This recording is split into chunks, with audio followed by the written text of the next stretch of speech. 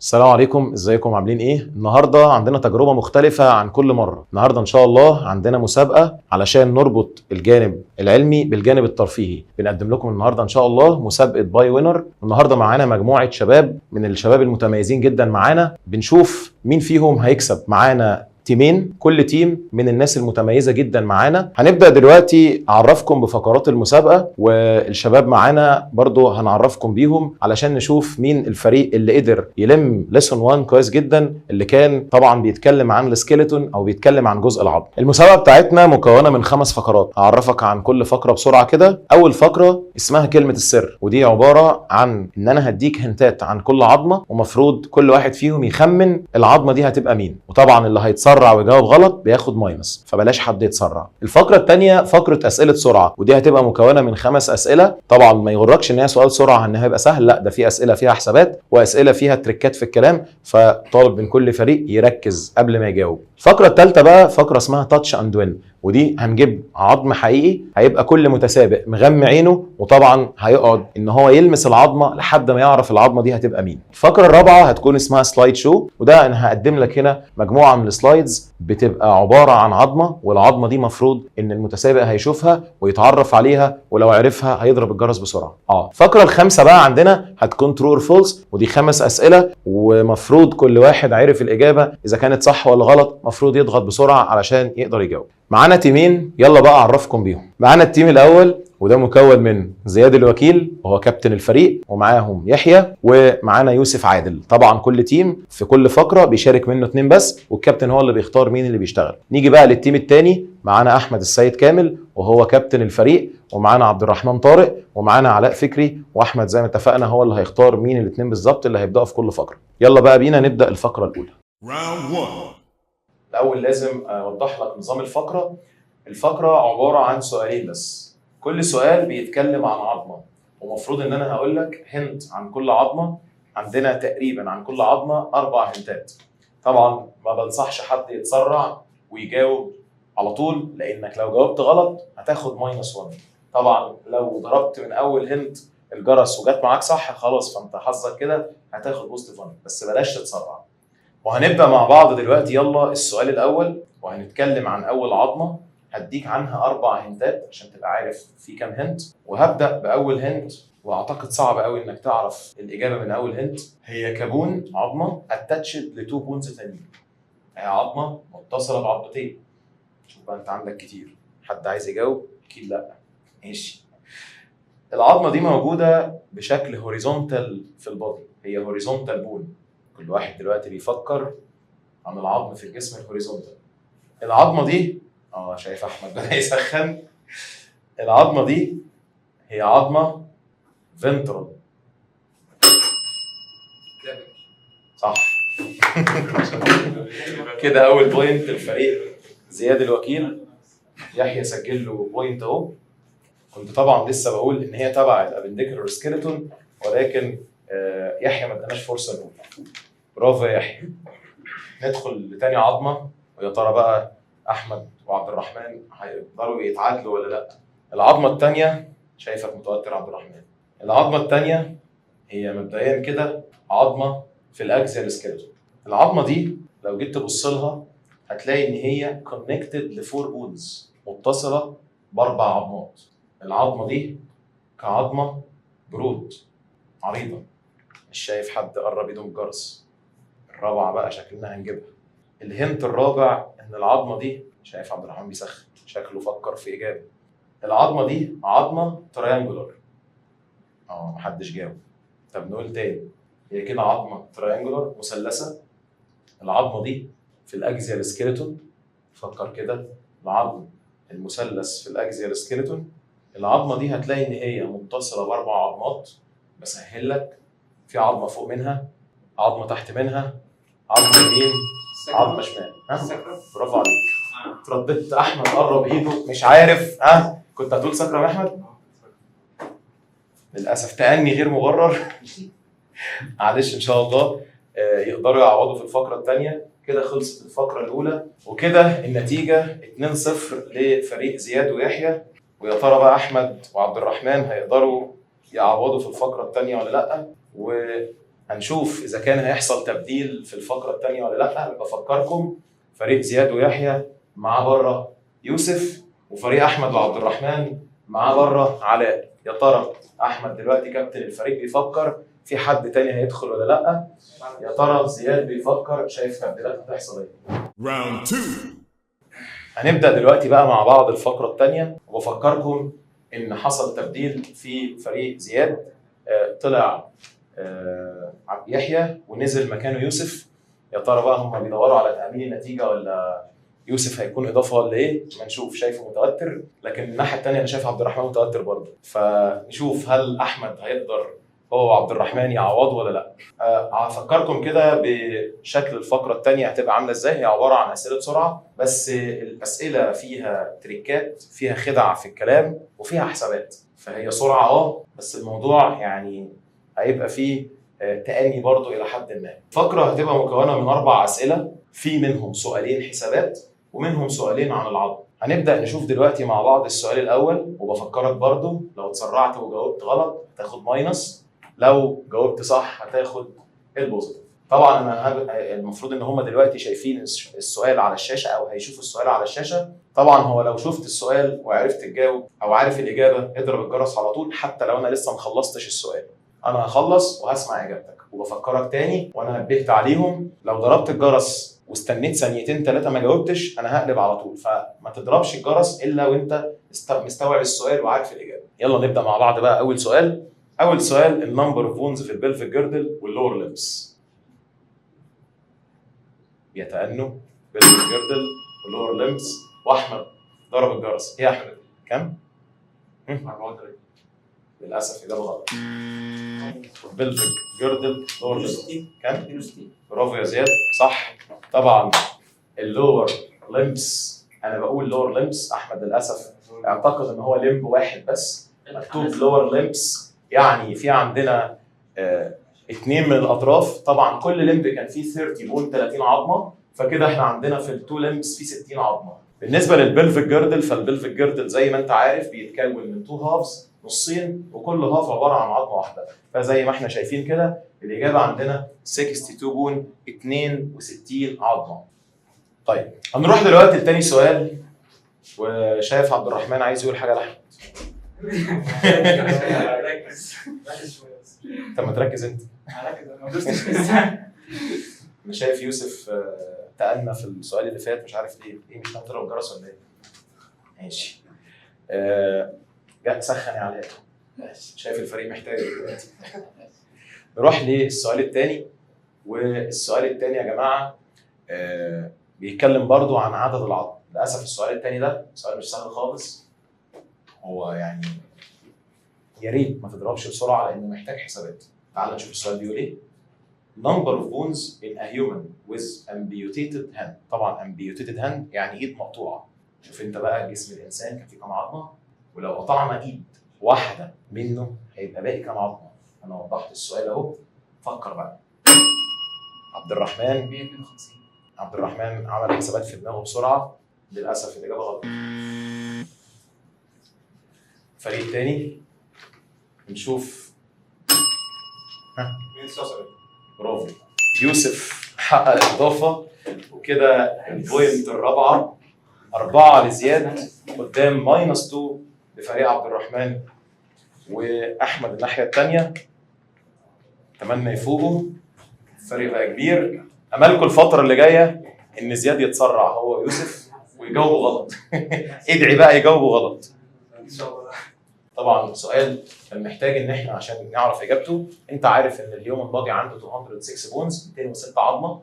المفروض انك انت عارف الامبيوتيتد هاند الايد الواحده فيها 27 عظمه. فالمفروض انت دلوقتي لو واحد لا قدر الله اتقطع ايده تنقص او تماينس ال 27 بون ال 27 عظمه من 206. وبحيي يوسف الراجل العلمي علوم بس جاب ما شاء الله الاجابه حسبها بدماغه بسرعه من غير ورقه وقلم من غير كالكوليتور ما شاء الله عشان ما نحسدوش. نروح بقى للسؤال الثالث وتعالوا نشوف مع بعض اسئله بقى بعيدا عن الحسابات. طبعا الاجابه 179 بتاعه السؤال الثاني. السؤال الثالث سهل، هل احمد وعبد الرحمن هيعوضوا الفرق ولا لا؟ تعالوا نشوف السؤال. بيقول لي اللارجست بون في الابر بارت اوف بادي، اكبر عظمه وتبع ابر لمبس سهلها عليك اهو. ايوه اضرب بقى، برافو اخيرا بوينت. بنقلل الماينس 2 على الماينس 1 من فريق احمد. شايف يوسف كان عايز يجاوب، ليه رجعت؟ ها؟ والله مش حسدناك احنا من الفقره اللي فاتت، حسدناك في السؤال اللي فات. طيب كده كده الدرجه زياد ويوسف البوينتس بتاعتهم 4. الناحيه الثانيه احمد وعبد الرحمن ماينس 1. ها بدأ يفوق اهو. سخن يا علاء، محس ان دورك جاي قريب. بيقول لي دلوقتي ان احنا عندنا السؤال الرابع. طبعا كانت الاجابه هيومرس. تعال نشوف السؤال الرابع وهو برضه عن عظمه، مفيش حسابات. يلا بينا نشوف. اعتقد ده هيبقى اسرع سؤال فيهم. بدأوا يسخنوا يحطوا ايديهم اهو من غير ما يشوفوا السؤال. اوعى تتسرع. الماينس لا، الماينس لا. ها بون وذا كافيتي ان فيكتورال جيردل. احمد ضرب الجرس الاول لتاني مره. يوسف بيتسرع. ها للاسف الفيمر مش في الفيكتورال جيردل. الفيمر مش في الفيكتورال جيردل. هيموس. اليومرس مش في الفيكتورال جيردل برضه. ثانية واحدة تبقى اسمها سكابيولا. برافو عليك. برافو.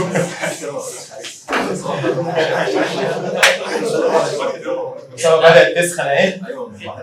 بدأت احس ان في كامباك جاي اهو. كده زياد ويوسف للاسف جاوبوا السؤال غلط، طبعا خدوا ماينس. بدل ما كانوا 4 بقوا 3. والناحيه الثانيه طبعا عبد الرحمن بدأ يرجع بفريقه اهو. اي نعم ما خدوش حاجه من البوينت دي، بس على الاقل الفريق اللي قدامهم نقص. كده احنا الفقره الثانيه عندنا خلصت والنتيجه يعني بتقرب. فيا ترى بقى شايف يوسف عايز يبدل ولا ايه؟ حته تتوتر. طيب يحبوا المشاركه. هل الفريق الثاني هيبدا يبدل ولا ايه؟ Round 3. عارف ان الظروف لو غير كده الرجاله دي بتاكل الزلط في السنتر، بس يعني انا شايف في توتر رهيب. يمكن نقول عشان اول مره قدام كاميرا ان حد يغلط ان الفيمر في البيكتورال جيردل ما تطلعش من الرجاله اللي قدامي، بس يعني انا عارف التوتر هو السبب. بس هنشوف يعني هل خلاص بدات تاخد على الموضوع والمسابقه ولا لا. علاء نزل مع احمد، يا ترى علاء هيقدم اضافه وهيعمل الريمونتادا عليهم ولا لا؟ ايه رايك يا علاء؟ ان شاء الله. واثق في نفسك ان شاء الله. ولا متوتر؟ لا صوتك بيقول انك مش واثق في نفسك علاء. لا ان شاء الله. الناحيه الثانيه يوسف ويحيى بيلعبوا مع بعض بقى. وتعالى نشوف الفقره الثالثه بتتكلم عن ايه. هنشرح نظام الفقره. الفقره الثالثه اسمها تاتش اند وين. الفقره دي الفكره فيها ان واحد من الاثنين المفروض هم يتفقوا مع بعض دلوقتي. واحد فيهم هيختار ان هو عينه هتتغمى، فالمفروض ان في واحد هيغمي عينه والتاني هيختار له عظمه، طبعا من غير ما يقول له ايه العظمه دي. فطبعا هنا لو اتكلمت وانت بتدي له العظمه هتديك ماينس والسؤال اتلغى عليك. فالمفروض دلوقتي ان احنا هنجهز 4 عظمات، ومفروض كل فريق هيترشح منه واحد يختار العظمه لزميله اللي التاني طبعا متغمي. وهو متغمي المفروض هيحس العظمه بايده ويبدا يتعرف عليها. فتعال نشوف هيتفقوا على ايه. هسيبكم نص دقيقه تتفقوا مين فيكم هيتغمى ومين فيكم هيختار العظمه للتاني. زي ما شرحنا من شويه ان دلوقتي شايف علاء واحمد اتفقوا ان احمد هو اللي هيتغمى. علاء هيختار له عظمه. انا هعرض دلوقتي 4 عظمات. مفروض علاء هيختار عظمه، ومفروض ان الفريق الثاني يحيى يختار هو اللي هيتغمى ويوسف اللي هيختار العظمه. هنا الجرس ملوش لازمه في الاجابه، ولكن الجرس هيكون ليه لازمه في اختيار العظمه. يعني انا هحط دلوقتي ال4 عظمات قدامهم على الترابيزه اللي هم قاعدين عليها. مفروض ان يوسف مش هيتكلم خالص. الفقره دي مفيش حد هيتكلم فيها خالص غير اللي مغمي عينه بس. هحط ال4 عظمات. يوسف لو شايف ان في عظمه زميله هيبقى عارف انها سهله هيضرب الجرس عشان يختار هو الاول، لكن طبعا مش هيتكلم. نفس الكلام علاء، انا ما اعرفش هو هيضرب من غير ما طب فكر انت عارف العظم، فكر عشان لازم تشوف زميلك هيبقى عارفها ولا لا. العظم كله قريب من بعض. لا مش عايزين كلام، مش عايزين كلام جانبي هنا خالص. ايدك على الترابيزه. مم. ايدك على الترابيزه وترفعها. الاول انا هدخل اهو، احط الاربع عظمات. اللي عايز يختار. اللي عايز يختار يضرب الجرس. علاء ضرب الاول، اختار العظمه اللي انت هتقولها لزميلك. اختار من غير ما تقول انهي عظمه، امسكها بس. استنى. هتختار انهي عظمه؟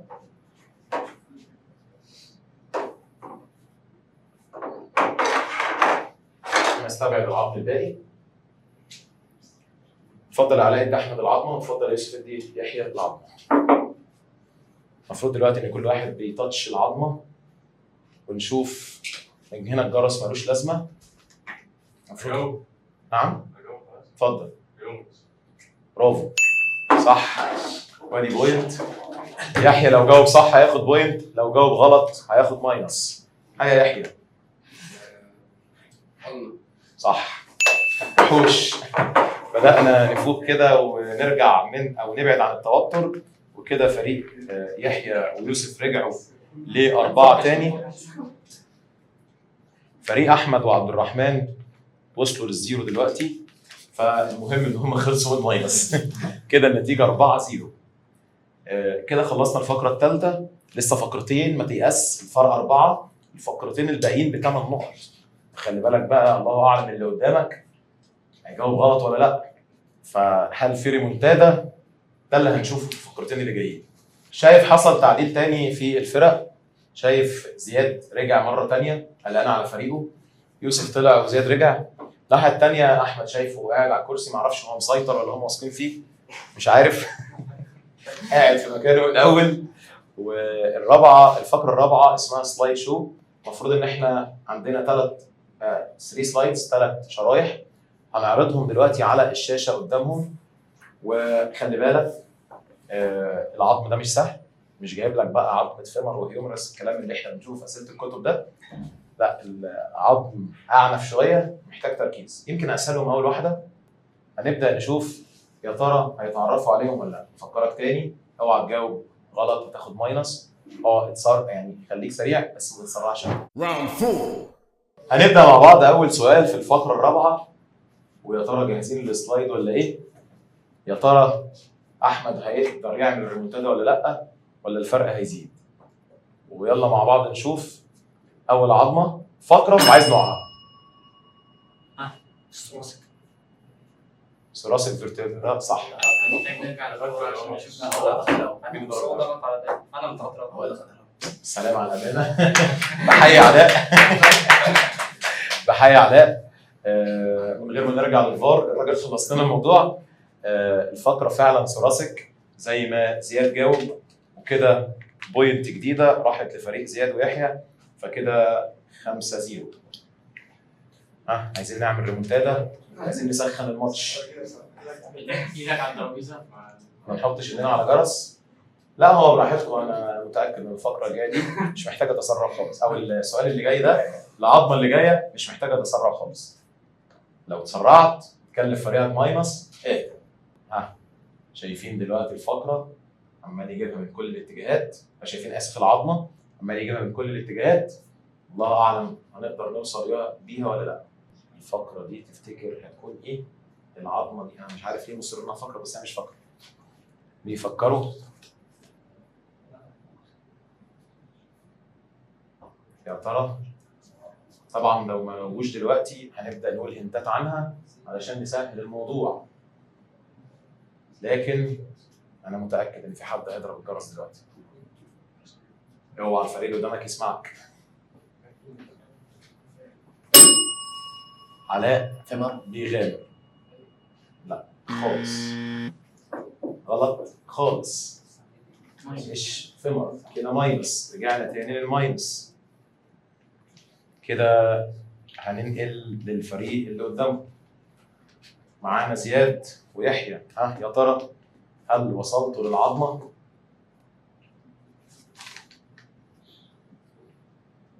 طبعا هي بعيده جدا عن الفيمر.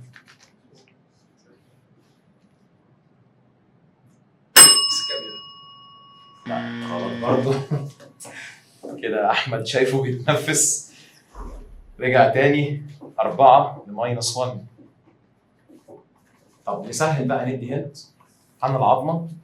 علاء خلاص اهدى علاء، ما قلتش هنت لسه. طيب هي العظمه دي موجوده في اللور بارت اوف بودي، يعني مش في الابر بارت، ركز مع النص اللي تحت، سيبك من فوق خالص. طيب في الجزء اللي تحت من البادي احنا عندنا بلفيك جيردل وعندنا لور ليمبس. ترى دي ممكن تكون تبع مين؟ اعتقد انا شايف ان هي ما تمشيش على بلفيك جيردل خالص. بلفيك جيردل فيه عضلتين فبعيد عنه، نستنتج ان هي تبع اللور ليمبس. فاللور ليمبس الله اعلم بقى هي موجوده فين؟ هل في منطقه الثاي، منطقه الفخذ، ولا منطقه الشانك، منطقه الساق، ولا يمكن في الفوت؟ شايف احمد بيلعب صوابعه وبيفكر. برافو يا زياد، عاش. كده رجعنا مره ثانيه 5 قدام -1. فعلا دي عظمه الهيل، والعظمه دي موجوده في الانكل بونز. طبعا احنا عندنا 7 عظمات، دي اكبر عظمه فيهم، عظمه مش سهله خالص، ودي واحده من العظم اللي بنقول عليه تارسلز بون. وزي ما انت عارف دي طبعا ذكرت عندنا في المنهج اكتر من مره. اولا هي ذا لارجست بون في الانكل بتاع الرجل. ثانيا دي متصله طبعا باكيلس تندون اللي احنا درسناه، علشان طبعا تتصل بالجاستروميوس ماسل. صعبه صح؟ اللي جايه صعب. اللي جايه صعب. يا ترى هنقدر نرجع يا احمد ولا رايك ايه؟ مش عارف. ايه رايك يا عبد الرحمن؟ سخن. شايفك هتيجي الفقره ال5. اوعى تنخدع وتفتكرها عظمه كبيره، هي عظمه مش كبيره على فكره، من العظم اللي يعتبر صغير في الجسم. يا ترى محتاجه دكتور اناتومي؟ للاسف غلط. للاسف غلط. بحيي احمد على تفكيره، وهقول لك بحيي احمد على تفكيره ليه. لكن كده رجع الفرق -2 تاني. كده 5 لفريق زياد ويحيى، ماينس الناحيه الثانيه 2. هل زياد هيجاوب صح ويعلى بالفرق ل6؟ بالظبط كده. كده 6 -2. انا بحيي احمد لان احمد قربهم ليها جدا. فالعظمه دي للاسف، العظمه دي في الفوت. الراجل كان محتار بين الاثنين، لبسك انت في النقطه بتاعت السؤال، خلاك انت تغامر. وفعلا هو دلوقتي بحيي تفكير زياد ويحيى، هم مش محتاجين يغامروا دلوقتي على فكره، هم مش محتاجين يغامروا باي حاجه. المغامره هتبقى الناحيه الثانيه. كده احنا خلصنا الفقره الثانيه، وهنشوف بقى هيحصل تبديلات ولا لا. والامل الاخير في الفقره ال5. الامل مش في ان احمد وعلاء يجاوبوا صح بس، الامل ان اللي قدامهم يجاوبوا غلط. هل هنبدل ولا هنفضل كده؟ Final round. هندخل دلوقتي بقى على الفقره ال5، ودي فقره ترو اور فولس. طبعا هنا بقى محتاجين شغل عالي بسرعه. ف يعني هتجاوب وتاخد البلس، يا غلط وهتاخد الماينس. وطبعا الفريق الثاني مش قدامه فرصه، يعني هو الموضوع صح او غلط. فانت لو جاوبت صح الموضوع منتهي، لو جاوبت غلط فاكيد الفريق الثاني عرف الاجابه. نبدا يلا مع بعض الاول سؤال، وبنقول هنسال عن احجام الفقرات، والسؤال صح ولا غلط. The largest fused vertebra، اكبر فقره فيوزد رقم 24. غلط. برافو يا احمد. كده الاجابه بقت 6 قدام -1. طبعا هو اكبر فيوزد فيرتبرا، اكبر فقره هي الفقره طبعا رقم كام يا جماعه؟ الفقره هتكون رقم 25، اكبر واحده فيوزد، لان دي اول فقره في الساكرال ريجون. ما تنخدعش بقى وقول لي ده لارجست فيرتبرا هتبقى 24، لا احنا قلنا فيوزد. فطبعا اكبر فقره في العموم هي رقم 24 لان دي اخر واحده لمبر. لكن اكبر فيوزد فيرتبرا، اكتر فقره من الفيوزد فعلا هي رقم 25. فحيا احمد جاب بوينتس كتير. نشوف بقى السؤال الثاني، ويا ترى المره دي فريق زياد ويوسف هيقدروا يجاوبوا ولا لا؟ لا عايزين يجاوبوا قبل ما اقول السؤال. طب اسمه طب لو قلنا المره دي بنتكلم عن عدد البروسيسز اللي طالعه من الفقره، هل في 7 بروسيسز؟ انا بسال دلوقتي، الجمله بتقول لك there are 7 processes in the first cervical vertebra. احمد غلط. صح فعلا. اول فقره طبعا هي مش typical vertebra وناقصه حاجات كتير. بالظبط كده، كفايه عبد الرحمن بيقول لي ما عندهاش نيورال سباين. لان طبعا قلنا قبل كده لو في نيورال سباين فالسكال لما تيجي ترجع لورا هتخبط فيها.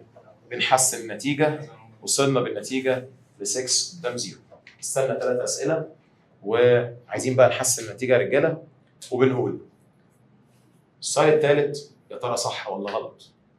السؤالين اللي فاتوا كانوا غلط، هل يا ترى الثالثه غلط برضه ولا هنغير بقى المره دي؟ هنشوف يمكن تطلع غلط زيهم. بيقول ذا فيرتبرا، الفقره، وركز في السؤال ده محتاج حسابات. ذا فيرتبرا ذات ميدييتس، بتنصف ذا ابدومينال ريجون، هي نمبر 22. الفرتبرا اللي في الابدومينال، اللي في نص الابدومينال ريجون، هي رقم 22. بيعد دلوقتي وبيحسب. يوسف المميز في الحسابات، فينك؟ اتفضل يا احمد. صح. لا واضح ان الفقره بتاعت الصح والغلط دي احمد عبد الرحمن كنت فين من زمان.